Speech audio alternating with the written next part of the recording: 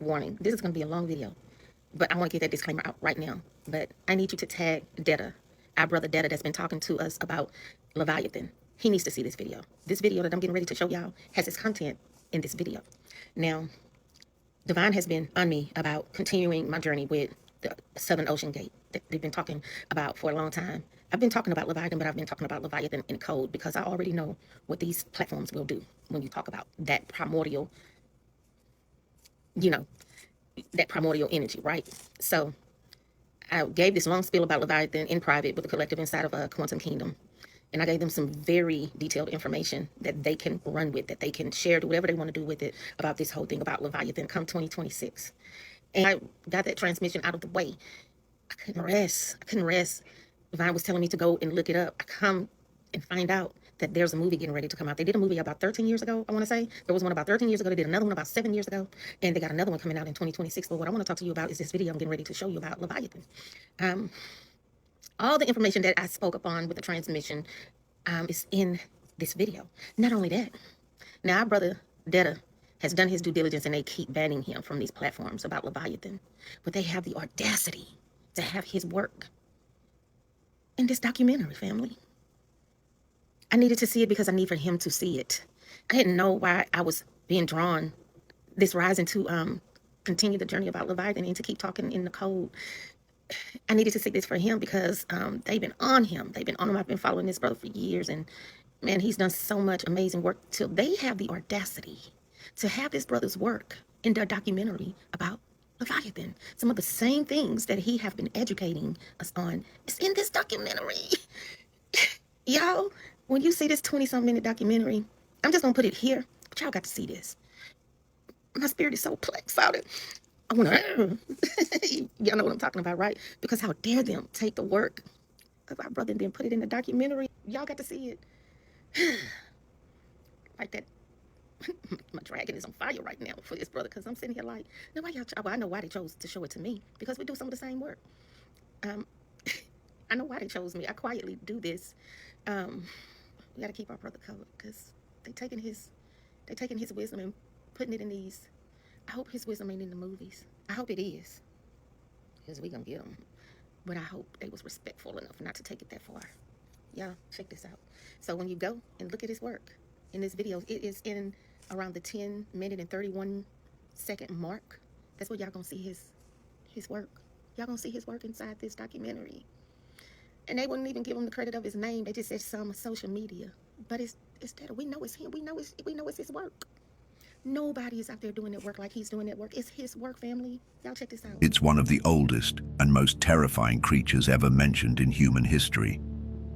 A beast so powerful, ancient texts say it cannot be killed by any weapon made by man. Its body can twist through the oceans like a living storm. The Bible calls it Leviathan. Leviathan is described as a real force of chaos, waiting beneath the deep. And what's strange is, it's not alone. Versions of this creature appear in ancient Egypt, Mesopotamia, and even Norse mythology long before cultures had any contact with each other. So what exactly is Leviathan? A myth, a memory, or something much more dangerous? This is Secret Origins. Let's take, for example, the Ugaritic myths from the ancient city of Ugarit, located in what is now Syria. These stories, carved into clay tablets over 3,000 years ago, describe a creature named Lotan. He was a giant, coiled, seven-headed sea serpent who served the chaotic sea god Yam. But Yam was not the hero. In fact, in this myth, he threatens the other gods and seeks to overthrow the order of heaven. To stop him, the storm god Baal steps forward. Baal defeats both Yam and his monstrous servant Lotan in a divine battle that restores balance. Sound familiar? It should, because the Hebrew Bible later describes Leviathan using nearly the same phrases. Twisting serpent, fleeing serpent, the dragon of the deep. To protect their lands, these people carried out sacrifices to the storm god Baal, who was believed to have defeated the beast. Bulls were often offered on mountaintops, and priests would chant lines meant to rebind the heads of Lotan. In some coastal areas, carved figures of monsters were lowered into water and sealed, as if chaos itself could be locked away. Some scholars believe that the story of Leviathan is a direct descendant of the Lotan myth, just retold with new characters and theological meaning. But what makes this even more interesting is that the Ugaritic people lived before or alongside early Israelites. And it doesn't stop there. Travel east into ancient Mesopotamia. This time the creature is Tiamat. She isn't just a sea monster, she is the primordial ocean itself, a goddess whose chaotic waters give birth to all the gods. But when those gods begin to disrupt the world she created, she rebels. Tiamat rises filled with rage. From her body, she spawns monstrous children, dragons, serpents, scorpion men, and chooses a new consort, Kingu, to lead them. In response, the storm god Marduk is chosen as champion of the gods. With wind and sword, he confronts Tiamat, defeats her in a great cosmic battle, and then, perhaps the most striking part, slices her body in half.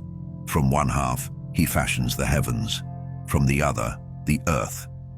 Here, the rituals against Tiamat followed the same logic. At temples like Isagila, priests reenacted the divine battle through ritual games. Fires were lit using salt and dried seaweed, and Marduk's symbolic cutting of the ocean's chaos was performed at the start of the new year. This is a creation story built around a recurring pattern. A chaotic sea creature threatens the world, and a powerful god must rise to bring order. And this pattern appears again and again. In ancient Egypt, the serpent was called Apophis.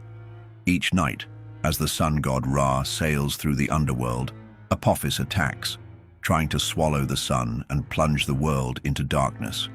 But Ra, sometimes with the help of Set or other defenders, defeats him before dawn. Every day, the cycle repeats. The Egyptians even had rituals to help Ra win.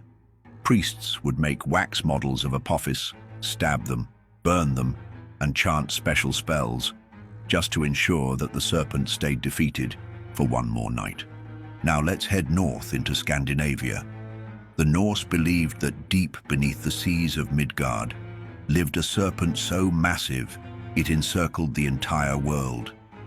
They called it Jörmungandr, the world serpent. It is the child of the trickster god Loki, and it lies waiting in the deep. At the end of time, in a battle known as Ragnarok, it will rise. Its enemy was Thor, god of thunder. During their final battle, Thor will slay the beast, but will die from its venom in return. Once again, sea serpent, chaos, battle, god of order.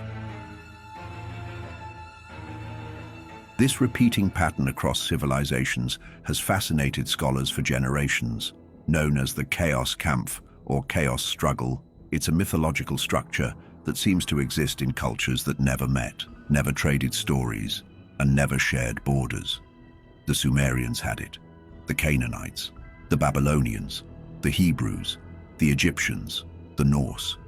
Even the Vedic texts from India described the god Indra slaying a serpent named Vritra, who hoards the waters and blocks the rain. How is it possible that so many distant societies came up with such similar stories?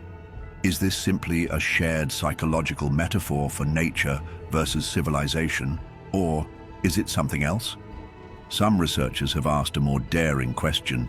What if all these stories, Lotan, Tiamat, Apophis, Leviathan, were based on a common memory?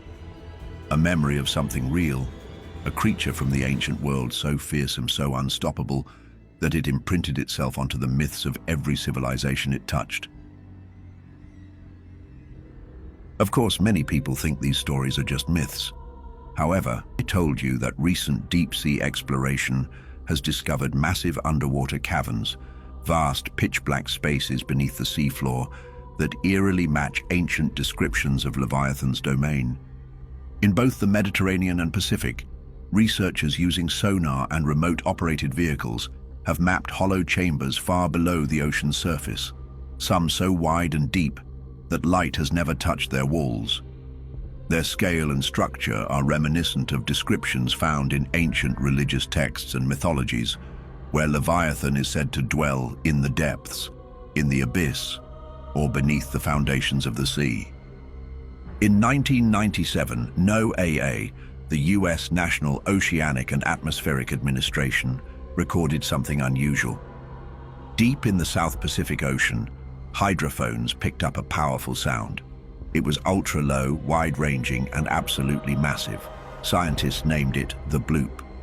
At first, some suggested it could have been caused by ice movement or tectonic shifts, but others weren't so sure. The bloop didn't behave like a geological event. In fact, it resembled the vocal profile of a living organism. But here's the problem. Whatever made that sound would have had to be several times larger than a blue whale. To this day, the source remains officially unidentified. Strangely, that recording came from an area not far from one of the largest undersea cavern networks ever discovered. Coincidence? Perhaps. But the mystery deepens. In the Baltic Sea, divers in 2011 discovered a strange circular object on the seafloor. Its outline was almost perfect, flat on top, ridged along the edges, and marked with what looked like symmetrical grooves. Around it, rocks appeared mysteriously charred, despite the freezing environment. Some called it a sunken UFO. Others believed it was a geological formation, but for a few, the shape, along with the trail carved into the seabed behind it, looked eerily like something that had landed or surfaced. Then there's the Bermuda Triangle. This patch of ocean, stretching between Miami, Bermuda, and Puerto Rico, has puzzled scientists for decades. Ships vanish, aircraft disappear without distress calls, compass readings behave strangely. Skeptics blame the weather, rogue waves, or magnetic anomalies. And many of those explanations are valid. But others point to the triangle's deep waters, where cracks in the seafloor open into caverns large enough to swallow entire vessels. Even today, the deeper parts of the triangle remain largely uncharted. Could one of these submerged fissures lead to a hidden world, one where ancient things still stir? We now know that deep-sea trenches, like the Mariana Trench, reach nearly 11,000 meters below sea level.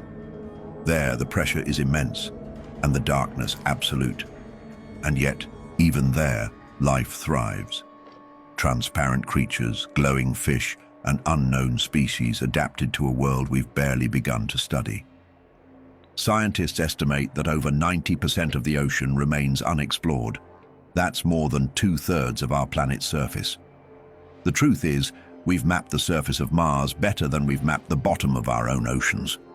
And if Leviathan or something like it still existed, this is exactly where it would be. A video shared on the internet in 2024 caused a wave of speculation and debate. The footage appeared to show satellite imagery from Google Earth, zooming into an area between the southern tip of South America and the icy edge of Antarctica. And if you open Google Maps and look for yourself, it's easy to see why so many people were stunned. As you zoom in on the icy waters between South America and Antarctica, you will see a massive shape with what look like two eyes, a wide head, and a long, reptilian body stretching into the deep. It might be nothing, or it might be something we're not meant to understand. But once you see it, you can't unsee it. And suddenly all those old stories about Leviathan don't seem so far-fetched anymore. And this stretch of ocean is no ordinary location. These are some of the most treacherous waters in the world, known for deadly currents, violent storms, and a high number of disappearances. Some say this danger is a sign that something ancient still lurks beneath the waves. Of course, not everyone is convinced the 2024 video is real, but the mystery doesn't end there. In fact, stories of sea monsters never really stopped. Let's head to a different part of the world, Scotland. For centuries, Loch Ness has been at the heart of one of the world's most enduring mysteries, and in 2025, the legend came back to life. A new image shows what appears to be a black mass sliding beneath the water. The staff at the center called it a significant clue. It's not the first time people have claimed to see the creature known as Nessie, but this image renewed public interest once again. And that wasn't all. Just weeks later, Ian O'Fowdegain, a long-time Nessie watcher from Ireland, captured something even stranger. Watching the Loch Ness Lake via a public webcam, he saw two enormous wakes moving side by side. There were no boats, no animals in sight, just water churning violently before it all went still. The footage went viral. Some speculated it was a pair of creatures, possibly mating. Others suggested this could be evidence of a surviving species, maybe even a descendant of Leviathan itself. And of course, no story about Loch Ness is complete without mentioning the most iconic image of them all. In 1934, a London surgeon named Robert Kenneth Wilson published a picture. For decades, it was seen as the best proof of Nessie's existence. Though later disputed, the photograph remains an unforgettable part of the mystery. Still, for most people, the strongest evidence of Leviathan's existence may not come from legends or old maps, but from the fossil record itself. Paleontologists have uncovered bones of real monsters that once swam Earth's oceans, predators so massive and powerful that they seem pulled directly from the pages of ancient myth. Take Liopleurodon, for example. This pliosaur had a huge skull filled with sharp, conical teeth and could grow to over 8 meters long, maybe even longer. It had a short neck, a powerful body, and 4 massive flippers, ideal for launching at prey with explosive speed. In 1999, it captured the public imagination when a TV documentary exaggerated its size to 25 meters. Then there's Mosasaurus, perhaps even more famous. This marine reptile lived near the end of the age of dinosaurs and could grow over 15 meters long.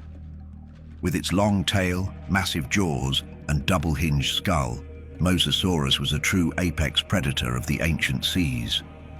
It didn't just look terrifying, it was built to dominate. Other creatures like the Kronosaurus and Pliosaurus cavani push the boundary even further.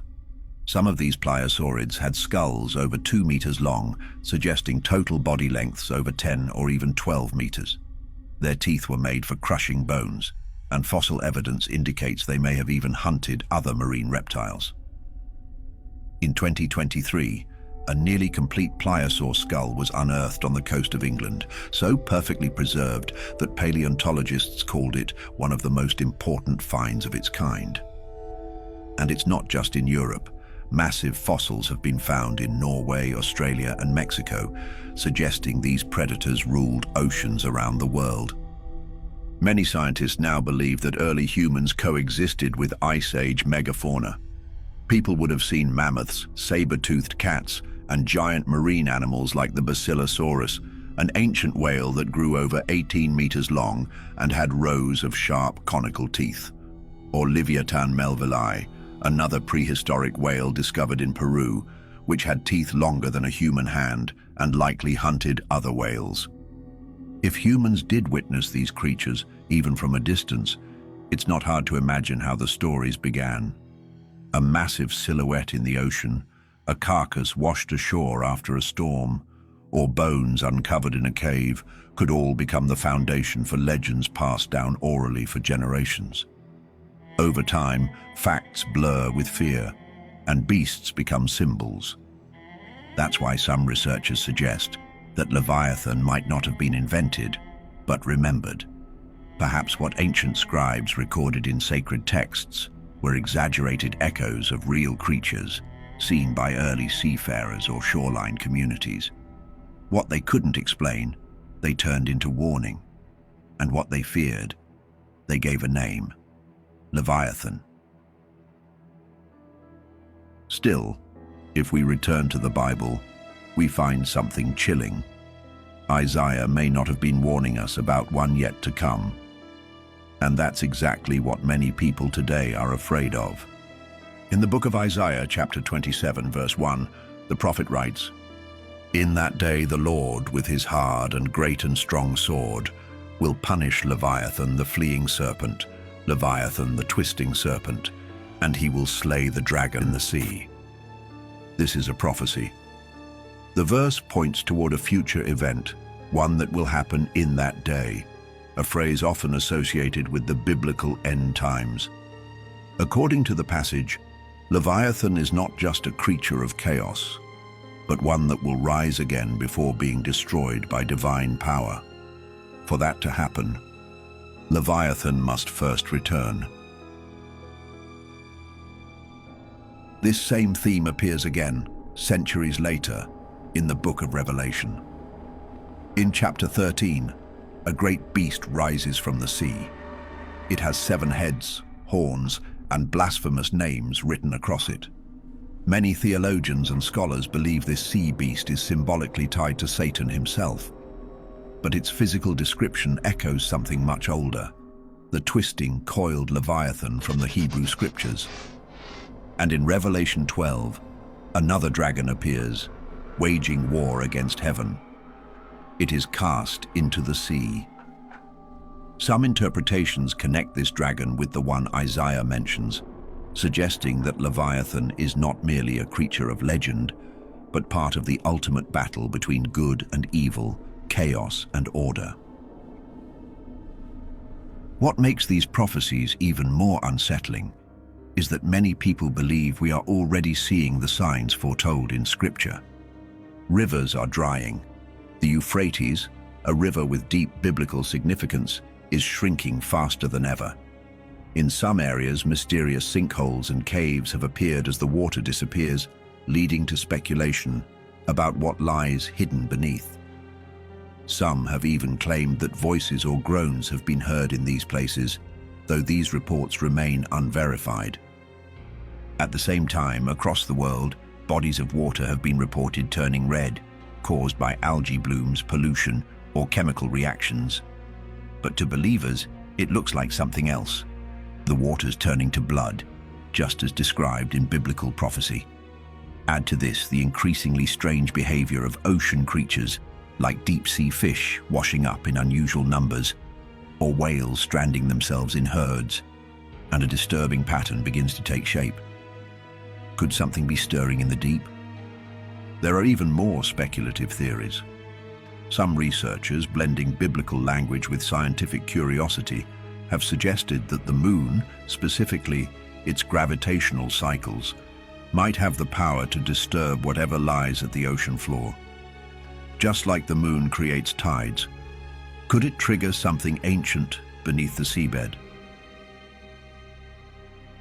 Of course, this remains firmly in the realm of theory, but for many the signs are there. And if ancient texts are correct, then Leviathan is not only real, but it is waiting somewhere in the abyss. So at the end, or something more, let us know in the comments. And if you enjoyed this video, hit like, subscribe, and turn on the bell so you never miss an episode. Keep your minds open, and until we meet again. You've been activated. So it is. This is now.